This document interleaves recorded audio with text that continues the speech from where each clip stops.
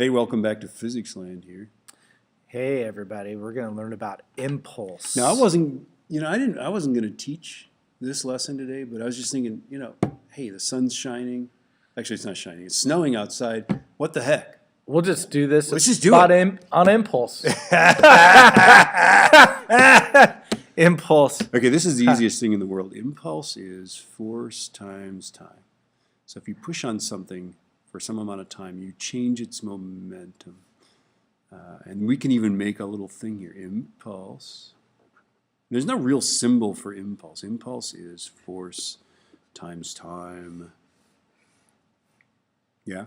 Yeah. That's cool, huh?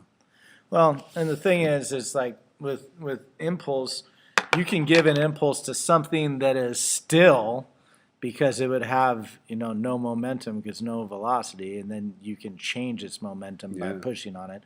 Or if it's already going, then you can change its momentum by changing its velocity, and that, of course, involves a force for some non-zero time. It's got to be, that can't be zero. Can't be zero. Oops, got to erase that.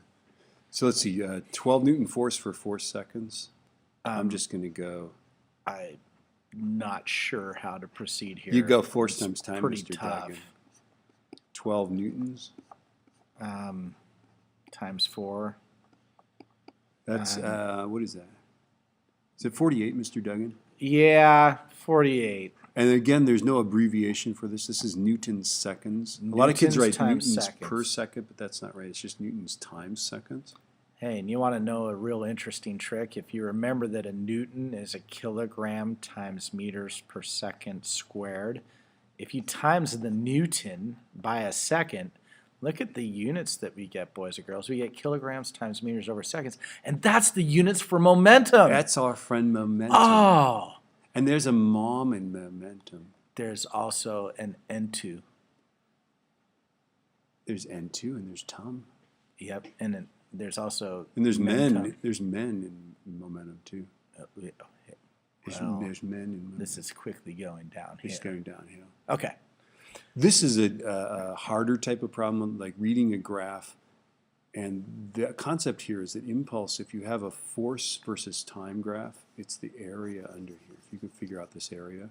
This is looking like an Oregon State science test question. Yes. So length times width or height or whatever you want to do. And then in this case, area is just length times width. Right? So what is Wouldn't the it be length force is 6 times seconds. time? It is, yeah, because this is time, the length is time, and the height is force, right? So let's see, the length is 6 seconds, right, all the way to here. You got to read the graph. That's right. It's good graph reading, Mr. Dugan. And then on the other side, you got 100. So shouldn't that be like groups of 20? So it's going to be 20, 40. 40 so times 40. 6. That's going to be 240 newtons times seconds. We're so smart. Isn't that great?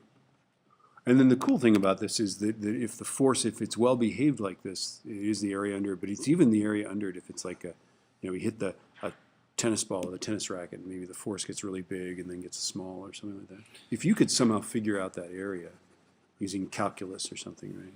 Yep. We're not going to go there, but hey, there it is. You will someday. You will someday. That's what calculus is all about. Is that all there is? I think that's all there is, Mr. Duggan. I think it's That's good to it. go.